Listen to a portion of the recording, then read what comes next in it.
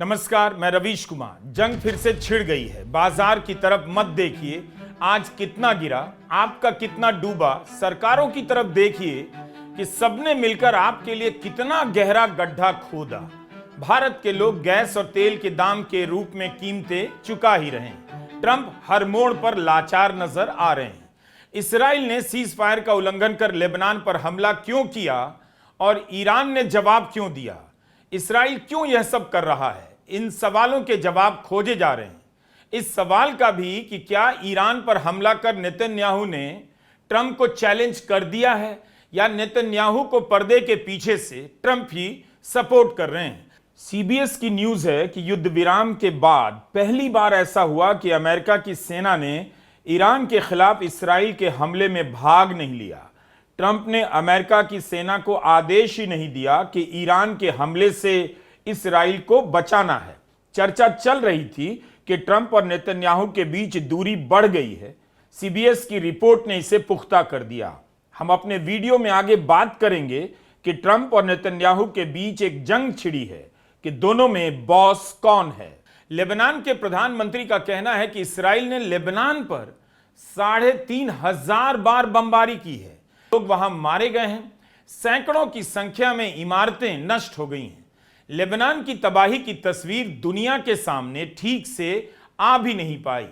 Israel ने Lebanon के दाहिए पर हमला किया है 7 जून को। यह वही जगह है जहां हिजबुल्लाह का मुख्यालय है और यहीं पर 2024 में इसराइल ने हिजबुल्लाह के कमांडर हसन नसरल्लाह की हत्या कर दी। हसन नसरल्लाह की हत्या के बाद कहा जाने लगा कि हिजबुल्लाह खत्म हो गया, लेकिन आज भी इसराइल हिजबुल्लाह के गढ़ पर हमला कर रहा है, हिजबुल्लाह से लड़ रहा है। उस समय ईरान ने इसराइल पर 200 मिसाइलें दागी थीं। ईरान हिजबुल्लाह को एक्सिस ऑफ रेजिस्टेंस का हिस्सा मानता है। इराक, सीरिया, यमन के कुछ दलों को भी इसमें शामिल करता है। ईरान ने कहा है कि एक्सिस ऑफ रेजिस्टेंस के किसी भी हिस्से पर हमला होगा तो ईरान जवाब देगा। ईरान और इसराइल दोनों देश आपस में फिर से भिड़ गए हैं। ईरान का कहना है कि लेबनान पर हमला कर इसराइल ने हर तरह की रेड लाइन का उल्लंघन किया है। इसराइल ने ईरान के 5 शहरों तेहरान, इस्फहान, तबरीज, करमानशाह और करज पर हमला किया है। अल जजीरा ने रिपोर्ट किया है कि तेहरान में विदेश मंत्रालय के मुख्यालय पर भयंकर बमबारी हुई है। महशहर इलाके के एक पेट्रोकेमिकल कॉम्प्लेक्स के कई टारगेट पर हमला किया गया। 7 जून को ईरान ने उत्तरी इसराइल के कई इलाकों पर हमला किया। हाइफा के औद्योगिक इलाके रमात डेविड एयरबेस पर हमला किया। कुछ घंटे के बाद इसराइल ने ईरान के सैन्य ठिकानों पर हमला कर दिया। इसराइल का हमला भी कम भयंकर नहीं। इसके जवाब में ईरान ने फिर से इसराइल पर मिसाइलें दागी हैं। मीडिया रिपोर्ट के अनुसार ईरान ने मिसाइल की यह तस्वीर जारी की है। इस पर लिखा है, तुम्हें इसका अफसोस होगा। यह वीडियो हो सकता है प्रोपेगेंडा वीडियो हो, लेकिन ईरान यही बताना चाह रहा है कि इसराइल से लड़ने के लिए पूरी तरह तैयार है। ऐसा लग रहा है कि जंग का रुकना इसराइल को पसंद नहीं था। उसने लेबनान पर हमला ही इसलिए किया ताकि ईरान को जंग में खींच सके। ईरान के रक्षा मंत्रालय का बयान है कि जब तक इसराइल को कड़ी सजा नहीं मिलेगी, ईरान इस बार पीछे नहीं हटेगा। इस बीच यह भी खबर आ रही है कि ईरान ने ही कहा है कि अब और हमला नहीं होगा। अगर लेबनान पर दोबारा इसराइल ने हमला किया, जवाब जोरदार दिया जाएगा। और ट्रंप भी दावा कर रहे हैं कि ईरान और इसराइल दोनों ही सीज फायर के लिए मान गए हैं। इसराइल ने गजा पर 2 साल तक बमबारी की, मगर ईरान ने उसके लिए इसराइल पर हमला नहीं किया। इस बार ऐसा क्या हुआ कि लेबनान पर हमले के बाद ईरान ने जवाबी हमला किया है? गजा और लेबनान, यमन में बहुत अंतर है। लेबनान में हिजबुल्लाह और यमन में हुती ईरान के प्रॉक्सी माने जाते हैं। इस समय जब ईरान खुद को रीजनल पावर के रूप में दिखाना चाहता है, तब उसकी जिम्मेदारी बन जाती है कि अपने पुराने साथियों के लिए खड़ा हो। अगर वह हिजबुल्लाह की बर्बादी पर चुप रह जाता तो माना जाता कि ईरान इसराइल के सामने कमजोर पड़ रहा है, अमेरिका के दबाव में है। ईरान हिजबुल्लाह को किस नज़र से देखता है, इसके लिए मीडिया में एक कहानी चल रही है। 2010 की घटना बताई जाती है। लेबनान के संस्कृति मंत्री अली खामेनेई से मिलने तेहरान आए।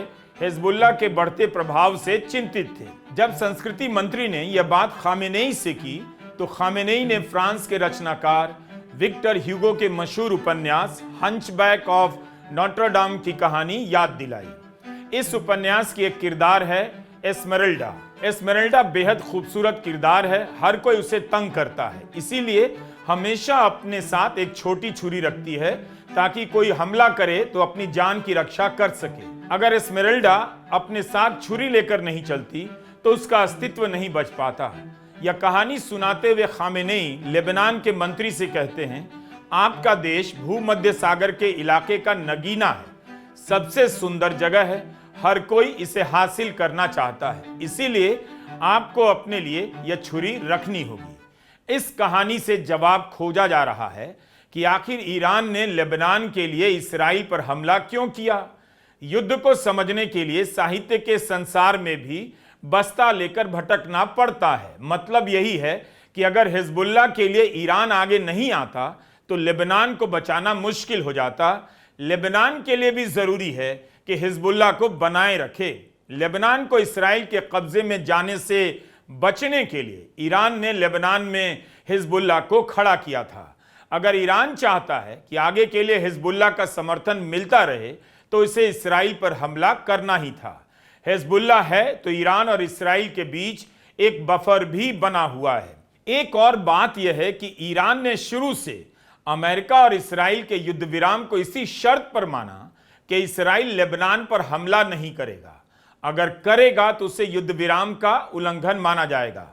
1 जून को ईरान के विदेश मंत्री अब्बास अराकची ने ट्वीट किया कि अगर किसी भी मोर्चे पर युद्ध विराम का उल्लंघन होता है तो इसे हर मोर्चे पर युद्ध का उल्लंघन माना जाएगा और इसके बाद जो होगा उसके लिए जिम्मेदार अमेरिका और इसराइल होंगे। इसीलिए अगर ईरान की आंखों के सामने लेबनान पर हमला होता है, हिजबुल्लाह पर हमला होता है और वह कुछ नहीं कर पाता तो इस युद्ध में ईरान अपनी साख खो देगा। ईरान ने हिजबुल्लाह के लिए इसराइल पर हमला किया तो यमन के हुती ने भी इसराइल पर एक मिसाइल दाग दी और रेड सी से निकलने वाले सभी जहाजों पर रोक लगा दी है। होर्मुज बंद होने के बाद रेड सी का रास्ता बंद होगा तो दुनिया के कारोबार में और बर्बादी आएगी। मगर ईरान नहीं चाहता कि उसके किसी एक्शन को सिर्फ इसी चश्मे से देखा जाए कि यह किया गया तो ईरान वो करने चला गया। ईरान ने इस हमले का एक नाम दिया है, ऑपरेशन नासिर। यह नाम क्यों दिया गया, इसके पीछे का मनोविज्ञान क्या है, हम इसी वीडियो में आगे बात करेंगे। क्या ट्रंप और नेतन्याहू के बीच दोस्ती कमजोर होने लगी है? नेतन्याहू ने ट्रंप के बिना ही जंग लड़ने का फैसला कर लिया। अभी इस एंगल की पड़ताल करते हैं। नेतन्याहू को लेकर ट्रंप के ऑन रिकॉर्ड बयान कुछ और होते हैं, ऑफ रिकॉर्ड कुछ और होते हैं। ऑफ रिकॉर्ड बयान में ट्रंप नेतन्याहू को धमकाते नजर आते हैं, फटकाते नजर आते हैं। ऑन रिकॉर्ड बयान में उनसे अपील करते हैं, विनती करते नजर आते हैं। ईरान को लेकर इसराइल और अमेरिका के बीच कुछ बदल रहा है या बदलने का नाटक किया जा रहा है। 28 फरवरी को जब ईरान पर हमला हुआ तब इसराइल और अमेरिका ने मिलकर किया, दोनों साथ नजर आ रहे थे। उस दौरान इसराइल और अमेरिका के बीच मतभेद इस तरह से सामने नहीं आए जिसकी झलक इन दिनों मिल रही है। मार्च, अप्रैल, मई के दौरान ट्रंप के हर बयान में नेतन्याहू बेशक कम नजर आए। इस बार नेतन्याहू ट्रंप को ललकारते हुए क्यों नजर आ रहे? क्या दोनों के बीच जंग इस बात को लेकर भी हो रही है कि दोनों में बॉस कौन है? 6 दिन पहले एक्सियोस ने रिपोर्ट किया कि जब इसराइल ने लेबनान पर हमला करना शुरू किया तब ट्रंप ने नेतन्याहू को काफी कुछ सुना दिया। एक्सियोस ने यह खबर 2 सूत्रों के हवाले से लिखी कि ट्रंप ने फोन पर नेतन्याहू को गालियां दी हैं, धमकाया है कि अगर मैं नहीं होता तो तुम जेल में होते, मैं तुम्हें बचा रहा हूं, हर कोई तुमसे नफरत करता है, तुम्हारी वजह से हर कोई इसराइल से नफरत करता है। बाद में जब ट्रंप से इस फोन कॉल के बारे में पूछा गया तो उन्होंने इसकी पुष्टि की और बातचीत के लहजे की खबरों से इनकार भी नहीं किया। ट्रंप ने यह बात क्यों फैलाई कि उन्होंने नेतन्याहू से इस तरह कहा है कि अगर मैं नहीं होता तो तुम जेल में होते? कम बड़ी बात नहीं है। क्या ट्रंप नेतन्याहू को लेकर झुंझलाने लगे हैं? इस अवस्था को भोजपुरी में खौंजियाना कहते हैं। ट्रंप कहते हैं अमेरिका का राष्ट्रपति फैसला करता है। लगता है नेतन्याहू ट्रंप के फैसलों को मानने से इनकार करने लगे हैं कि राष्ट्रपति के बारे में नेतन्याहू भी कुछ फैसला कर सकते हैं। ट्रंप कहते हैं नेतन्याहू को डील स्वीकार करनी पड़ेगी। और अब इस तरह से हेडलाइन छप रही है कि ट्रंप की डांट के बाद भी इसराइल ने ईरान पर हमला कर दिया। बड़ा बदलाव है ये। अब नेतन्याहू को भी साबित करना है कि वे ट्रंप की डांट से डरने वाले प्रधानमंत्री नहीं हैं। अभी तक इसराइल दिखा रहा था कि अमेरिका उसका प्यादा है, जो कहेगा अमेरिका वही करेगा। लेबनान पर हमले के बाद जब ईरान ने उत्तरी इसराइल पर हमला किया, तब ट्रंप ने नेतन्याहू से कहा जवाबी हमला मत करना। सूत्रों के हवाले से मीडिया में खबर आई नेतन्याहू ने हमला न करने की हामी भर दी ताकि कूटनीतिक समाधान निकल पाए, मगर कुछ देर बाद उन्होंने ईरान पर हमला कर दिया। यह सब सूत्रों के हवाले से छप रहा है।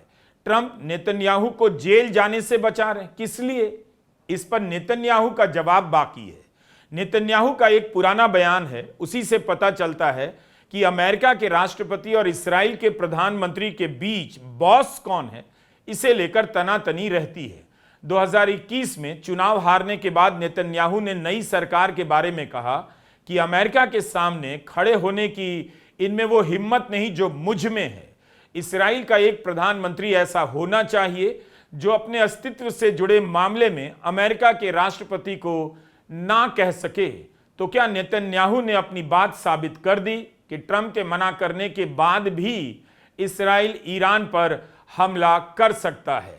और एक तरह से नेतन्याहू ने ट्रंप को चेतावनी भी दी है कि अगर कोई डील हो रही है तो उसके हितों से समझौता नहीं किया जा सकता।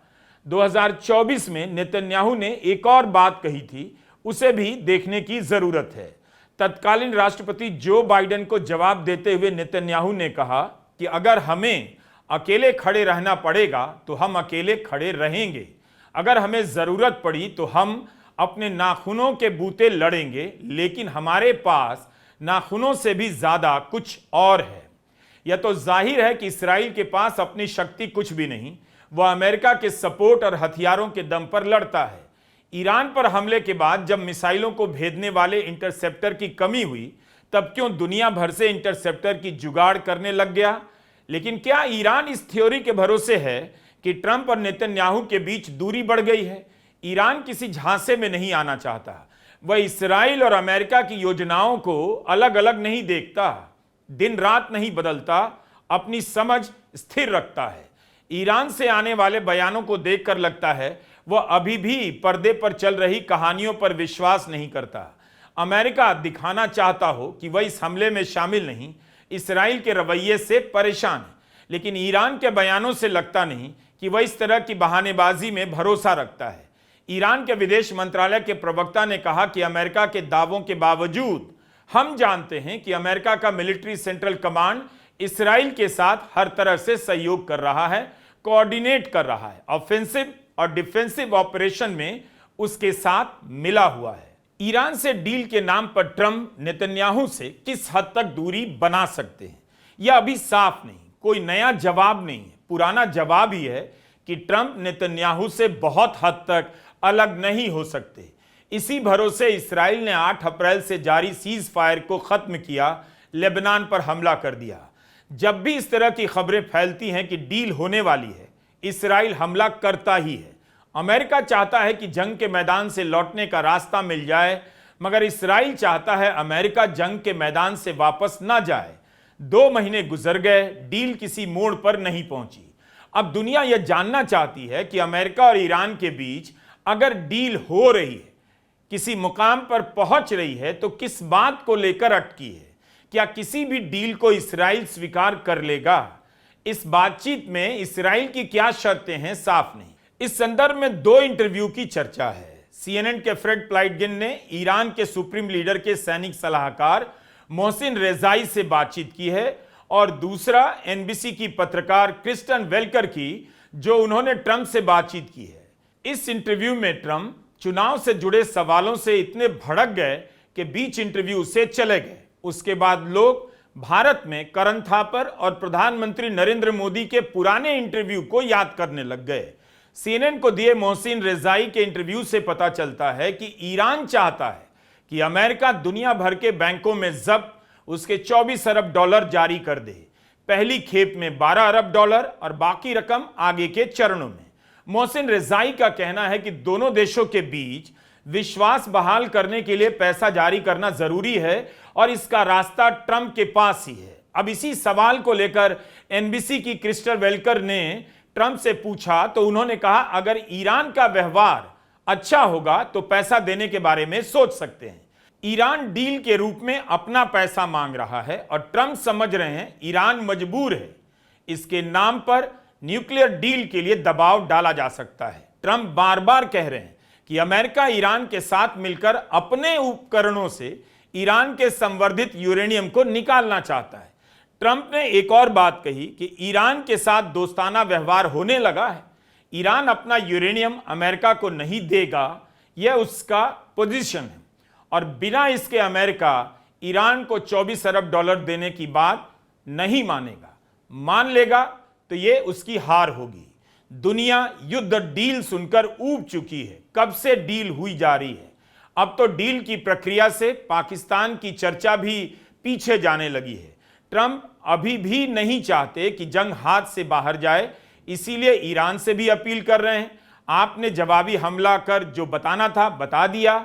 इस्राइल से भी कहेंगे कि जवाबी हमला ना करें। दिखाई यही दे रहा है कि ट्रंप अब इस जंग में बॉस नहीं रहे। वे ईरान से अपील कर रहे हैं, इस्राइल से भी कर रहे हैं। जिस जंग को उन्होंने पहले ही दिन के हमले के बाद जीत लेने का दावा किया, खामेनेई की हत्या को बड़ी कामयाबी बताई, अब वही ट्रंप आयतुल्लाह खामेनेई के बाद सुप्रीम लीडर बने मुस्तफा खामेनेई की तारीफ कर रहे हैं। एनबीसी की पत्रकार से उन्होंने कहा कि मुस्तफा खामेनेई घायल हैं मगर बहादुर आदमी, उम्र में कम हैं, सोच समझकर फैसला करने वाले हैं। यह भी कहा कि ईरान और अमेरिका डील के काफी करीब पहुंच गए। अगर डील हो जाती है तो हम मिलकर ईरान के यूरेनियम को नष्ट करेंगे। किसने सोचा होगा ईरान की जिस लीडरशिप को इस्राइल अमेरिका खत्म कर देना चाहते थे, ट्रंप उसकी तारीफ कर रहे हैं। इसके पहले भी उन्होंने 5 जून को अपने ओवल ऑफिस में बयान दिया था, अगर डील करनी हुई तो वे मुस्तफा खामेनेई से भी मिल सकते हैं। ऐसा करना उनके लिए सम्मान की बात होगी। I don't want to meet, but if I did meet, I'd be honored to meet him. I'd like to see if we make a deal. But if we make a deal, it's possible that I would meet him.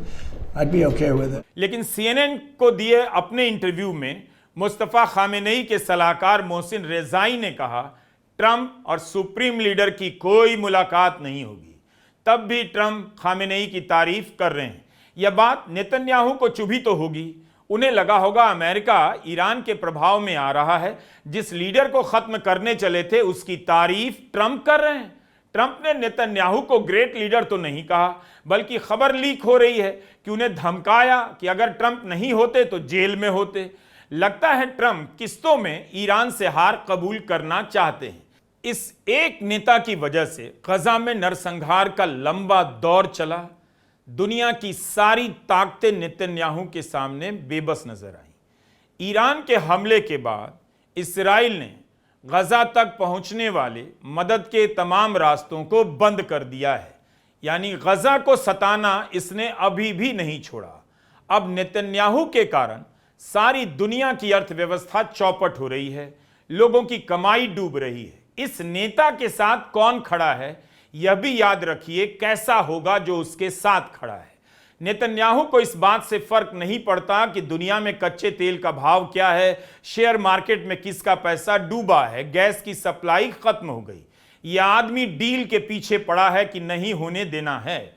America के रक्षा विभाग को Israel से ही जासूसी का खतरा हो गया है।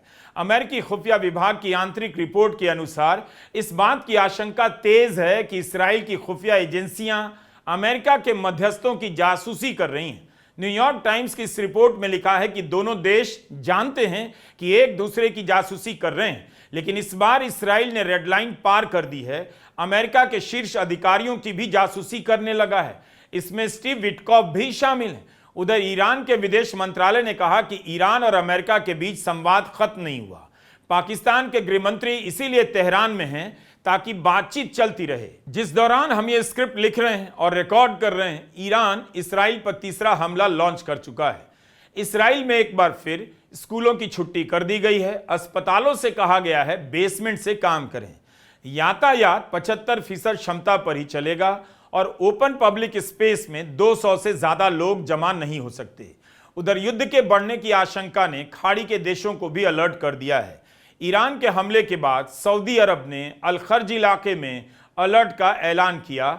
इस इलाके में अमेरिका का प्रिंस सुल्तान एयरबेस मौजूद है। बाद में सऊदी अरब ने ऑल क्लियर अलर्ट भी जारी किया और ईरान ने सऊदी को निशाना बनाने के आरोप का खंडन किया। अमेरिका ने जॉर्डन में अपने नागरिकों से शरण लेने के लिए कहा है क्योंकि एयर स्पेस में मिसाइल, ड्रोन या रॉकेट का खतरा मौजूद है।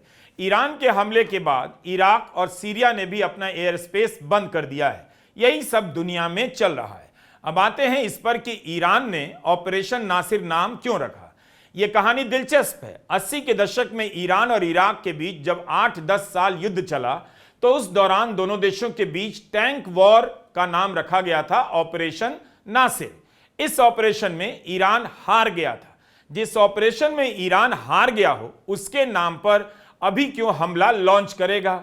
यह नाम ईरान के बारे में क्या बताता है? यही बताना चाहता है कि वह अपनी हार को भी याद रखता है, हर अपमान को याद रखता है और उसका बदला लेता है। When culture collides with language किताब के लेखक मोहम्मद एहतेशामुल हक ने सबस्टैक में इसे लेकर लिखा है। एहतेशामुल बता रहे हैं कि अपमान ईरान की राजनीतिक स्मृति का केंद्रीय हिस्सा रहा है। अमेरिका और इसराइल अपमानजनक हार के समय या उसकी कल्पना से अलग अलग तरीके से रिएक्ट करते हैं। ईरान इस तरह से दिखाता है कोई भी हार उसके लिए दी एंड नहीं है। 1953 में चुने गए प्रधानमंत्री को ब्रिटेन और अमेरिका ने मिलकर हटाया। यह अपमानजनक घटना थी मगर ईरान ने इसका बदला लिया और याद रखा। 2020 में सेना के कमांडर कासिम सुलेमानी की हत्या भी अपमानजनक थी, इसे भी याद रखा गया। 2026 में अयतुल्लाह खामेनेई की शहादत भी ईरान के लिए किसी ह्यूमिलिएशन से कम नहीं। अमेरिका अपने ह्यूमिलिएशन का हिसाब किसी राष्ट्रपति को चुनाव में हराकर करेगा मगर ईरान की प्रतिक्रिया अलग होगी। वह अपमान का बदला लेने के लिए एकजुट हो जाएगा, अपने अस्तित्व को दांव पर लगा देगा और 40 साल बाद भी लड़ाई करेगा। मतलब यही है कि ईरान की फितरत को आप केवल सैनिक ताकत से नहीं समझ सकते, उसकी सांस्कृतिक बनावट को भी देखना होगा कि अपमानित होने पर क्या करता है। एक संदेश यह भी है कि आज अगर ईरान हार गया तो आने वाले 40 साल के बाद भी ईरान खड़ा होगा, इस हार का बदला लेगा। ऑपरेशन नासिर की याद सामान्य घटना नहीं, जंग के बीच अपनी हार को याद करना बता रहा है कि ईरान की वैचारिक और सामरिक तैयारी कैसी है। वह उस हार का हिसाब इस जंग में चुकाना चाहता है। यह बात मायने रखती है, केवल आज नहीं आने वाले कल के लिए भी बदला लेने का इशारा कर रहा है। स्टॉकहोम यूनिवर्सिटी में एंथ्रोपोलॉजी के प्रोफेसर शारम खुसरवी ने खामेनेई की शहादत के बाद एक लेख लिखा, डिफीट एज मेथड। इस लेख में प्रोफेसर शारम बताते हैं कि ईरान के लिए हार घर बैठ जाने का मसला नहीं, कोई भी बड़ी हार उसे आगे की जंग के लिए बड़े स्तर पर तैयार कर देती है। प्रोफेसर शारम दिखा रहे हैं कि करबला में इमाम हुसैन की शहादत केवल एक बार की त्रासदी नहीं बल्कि वह प्रतिरोध का एक निरंतर माध्यम बन जाता है, जिसे हर साल याद किया जाता है, दोहराया जाता है। करबला की शहादत को याद करने वाले अपने समय के जुल्म को भी याद करते हैं कि अमेरिका और इसराइल ने ईरान के साथ क्या किया है। ईरान की मानसिकता को समझना जरूरी है कि वह दुनिया की दो बड़ी शक्तियों के सामने किस तरह लड़ रहा है। उसे मिटाना संभव नहीं। मार्च, अप्रैल और मई का महीना बीत गया, जून भी आधा बीतने जा रहा है। ईरान ही मैदान में टिका नजर आ रहा है, अपनी हार और जीत की स्मृतियों को समेटे हुए। ईरान की सारी ताकत उसकी वायुसेना में नहीं है, जिसे खत्म होने का दावा ट्रंप पहले दिन करने लगे। आज तक ट्रंप को पता नहीं चला कि उनका मुकाबला ईरान की किस ताकत से है, सैनिक शक्ति से या उसकी सभ्यता की शक्ति से। नमस्कार, मैं रवीश कुमार।